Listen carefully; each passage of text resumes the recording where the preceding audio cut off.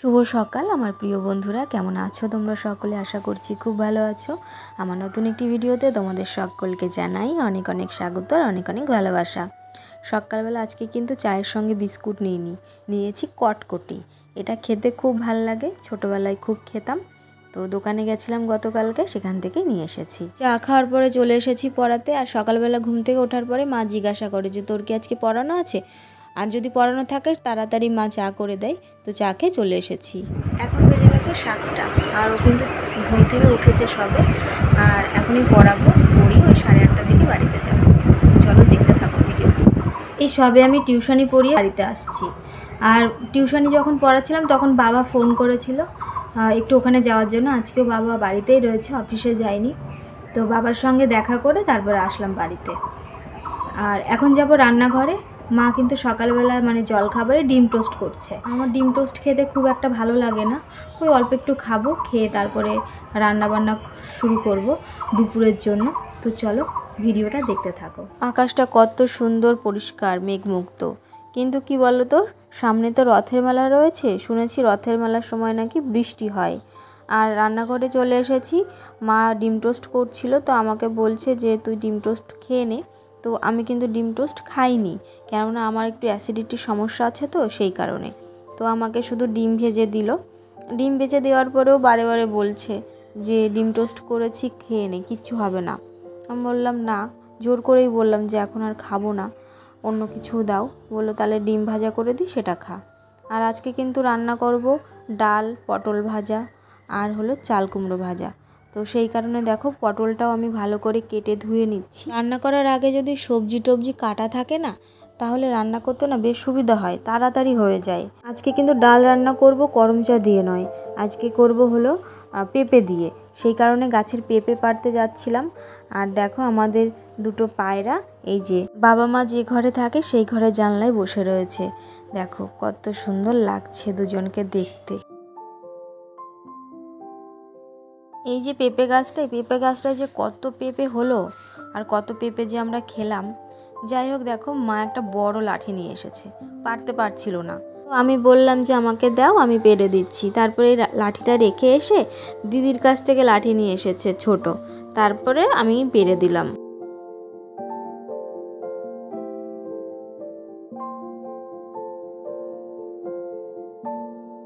উঠোনে এত আগাছা জন্মেছে, এগুলো না কাটলে হবেই না। আর এত পরিমাণে বৃষ্টি হচ্ছে, তো সেই কারণে আর করাও হচ্ছে না। এই ঘাসগুলো যদি এখন ওঠাতে যাই, মাটি উঠে যাবে বেশি করে, ওই জন্য করা হচ্ছে না। যখন এই জায়গাটায় পেঁপে গাছটা লাগানো হয়েছিল, তখন না বেশ রোদ লাগতো, কিন্তু আশেপাশে যে গাছগুলো, এই গাছগুলোর কারণে এখন এই জায়গাটা বেশ ছায়া হয়ে গেছে। সেই কারণে খুব একটা ভালো রোদ লাগে না। একটা গাছ কিন্তু বাড়ার জন্য উপযুক্ত জল, বৃষ্টি, রোদ সব কিছুরই প্রয়োজন হয়। মা তো আজ বেশ কয়েকদিন ধরে আম শক্ত দিয়েছে, সেই আম শক্তগুলো তো শুকিয়ে গেছে, আর সেগুলোই কিন্তু আমি এখন পিস পিস করে রাখছি। আর এই পিস পিস করে রেখে এভাবেই কিন্তু রোদে শুকাতে দেব। বৃষ্টির কথা তোমাদেরকে আর কি বলবো, দেখো একটু আগে বৃষ্টি হয়ে গেল, খুব জোরে হয়নি, ওই ছিটে ফোঁটা বৃষ্টি হয়েছে, কিন্তু হয়েছে। আর উঠোনে এত স্লিপ আমাদের, সেই কারণে দেখো এই ব্যবস্থা করা, এই ইটগুলো দিয়ে আমাদের ওই পাকা ঘর অবধি ইটটা দেওয়া। যাই হোক, বৃষ্টি হয়েছে তাই কি, আবার আকাশে কিন্তু বেশ রোদও উঠেছে।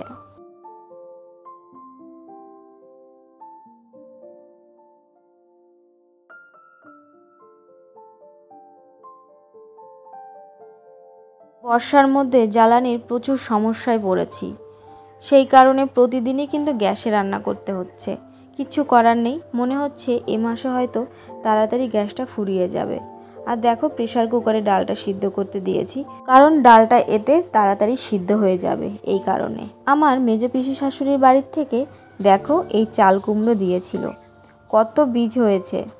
আর এগুলো নাকি পাকা চাল কুমড়ো। মা কিন্তু চাল কুমড়োর ঘন্ট বেশ সুন্দর করে। আজকে আর চাল কুমড়োর ঘন্ট করব না, আজকে করব চাল কুমড়ো ভাজা। এর আগের দিন সর্ষে দিয়ে মা করেছিল, খুব টেস্টি হয়েছিল খেতে। আমাদের বটিতে না খুব একটা ধান নেই, এবার সেই কারণে মা বলছিল যে দিদির ওখানে গিয়ে বটির থেকে কেটে নিয়ে আসবে। যাই হোক, বাড়িতেই মা এখন কেটে নিচ্ছে। আর দেখো কত বীজ হয়েছে। এই সময় দিদি কিন্তু আমাদের বাড়িতেই ছিল। দিদি বলছিল যে আমাকে দাও বীজগুলো, আমি লাগিয়ে দিই, তাহলে দুজনেই খাওয়া যাবে, মানে দু বাড়ি থেকেই খাওয়া যাবে। দিদিও খেতে পারবে আর আমরাও খেতে পারবো। আর দিদির বাড়িতে কিছু হলে আমাদেরকে না দিয়ে কিন্তু কখনোই খায় না। আর দেখো কত আমশক্ত দিয়েছে দিদি, বস্তাতে দিয়েছে, কুলোয় দিয়েছে, থালায়ও দিয়েছে। সত্যি কথা বলতে কি, যখন কোনো জিনিস অনেক পরিমাণে থাকে তখন সেটার মর্ম আমরা বুঝতে পারি না, আর যখন থাকবে না তখন এর মর্মটা আমরা বুঝতে পারবো। সেই কারণে বোধহয় আমার শাশুড়ি মা সেদিন বলছিল যে যখন আম থাকবে না তখন দেখবি আম শক্ত খেতেই কত ভালো লাগছে। যাই হোক, আম শক্ত খেতে কিন্তু আমার মোটামুটি বেশ ভালোই লাগে। আর এই যে দিদি এখন কিন্তু রান্না বসিয়ে দিয়েছে ঘরে। দিদিরও জ্বালানির সমস্যা আছে, কিন্তু আমাদের থেকে কম। যাই হোক, দিদি গ্যাসেই রান্না করছে। এখন যেহেতু বর্ষাকাল, তো বাইরে বসে রান্না করাটাও সম্ভব হয় না সব সময়। আর এই দেখো, মা কিন্তু এখন চলে এসেছে চাল কুমড়ো কাটতে। আমাদের বটিটায় না খুব একটা ধান নেই, সেই কারণে। তোমরা দেখতে পাচ্ছ আমি কিন্তু এখন ডাল রান্না করছি, আর প্রেসার কুকারে আমি ডালটা সিটি দিয়ে নিয়েছি। আর এই দেখো কাঁচা লঙ্কা রয়েছে, কাঁচা লঙ্কাগুলো এখন আমি কিন্তু ডালে দিয়ে দেব। ডাল তো সিদ্ধ হয়ে গেছিলো, কিন্তু তারপরে আমি কি করেছি জানো, তেলের ওপরে তো ফোড়ন দিতে হয়, সেটা না দিয়ে ডালটা আমি ফোটাচ্ছি। তখনই আমার মনে পড়লো যে তাই তো আমি ফোড়ন দিইনি। তারপর ডালে আমি অল্প একটু তেল দিয়ে ফোড়ন দিয়ে ডাল ঢেলে দিয়েছি। আর মা কিন্তু চাল কুমড়ো কেটে নিয়ে এসেছে দিদির ওখান থেকে, একদম পাতলা পাতলা করে। এইভাবেই কিন্তু চাল কুমড়ো কাটতে হয়, কিন্তু পাকা চাল কুমড়ো না কাটা যায় না, পাতলা করে কাটতে গেলে সমস্যাটা হয়। রান্না টান্না সারার পর আমি স্নান করে নিয়েছি, আর তারপরে তোমাদের সঙ্গে আর কথা বলা হয়নি। তো দেখো আমি এখন রান্নাঘরে চলে এসেছি, দেখছি মা ফুচকা ভাজছে। অনেকটা ফুচকাই ভাজা হয়ে গেছে। আজকে কিন্তু 3-4 কিলো আটা মাখায়নি, মাখিয়েছে 2 কিলো মতো। যাই হোক, দেখো বাবাও আজকে বাড়িতেই রয়েছে। বাবা বাড়িতে থাকলে মায়ের ফুচকা ভাজার কোনো রকমই সমস্যা হয় না, বিশেষ করে বেলার জন্য। আর যেদিন বাবা থাকে না সেদিন মাই বেলে নেয়, কিন্তু কষ্ট হয় খুব। আর আমি যদি ফুচকা বেলতে যাই সেগুলো সব পাপড়ি হয়ে যায়, ফুচকার হয় না। মায়ের কিন্তু ফুচকা ভাজা হয়ে গেছিলো, আর তারপরে সকলে খেতে বসেছি। আর দিদি কিন্তু আজকে রান্না করেছে পেঁপের তরকারি, আর হলো করমচা ভাজা। কাঁচা আম ভাজা খাওয়া যায়, কিন্তু করমচা ভাজাও যে এভাবে খাওয়া যায় জানা ছিল না। যাই হোক, বিকাল হয়ে গেছে, এখন বাজে ওই 5টা। তো বাবা কিন্তু এখন মায়ের ফুচকার কাজে প্রচুর সাহায্য করছে। এই দেখো ফুচকার গাড়িটা পুরো রেডি করা, শসা পেঁয়াজ এগুলো আমিই কেটে দিয়েছিলাম, আর আলু আমি ছুলে দিয়েছি। তো দেখো এখন গাড়িটা কিন্তু রেডি করছে।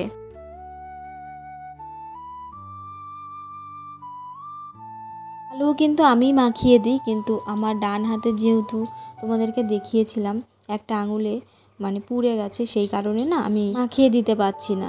যাই হোক, তোমরা কি দেখতে পাচ্ছ একটা পুঁই শাকের চারা হয়েছে, দেখো কেমন একটা জায়গায় হয়েছে।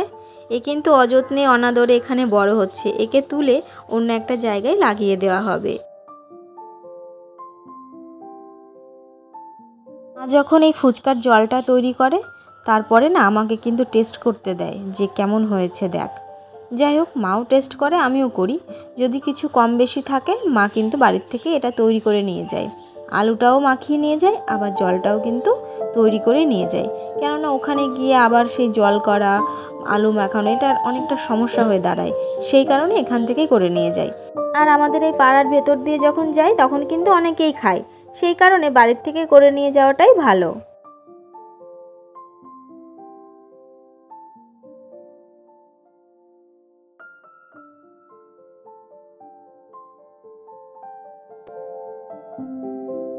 আমার শাশুড়ি মা কিন্তু একটু টেস্ট করতে দিয়েছিল আমাকে জল, তো দেখলাম যে একটু ঝাল কম আছে আর একটু টক কম আছে। তো সেই কারণেই মা দেখো ঝাল দিয়ে দিয়েছে, আর দেবে একটু তেঁতুল।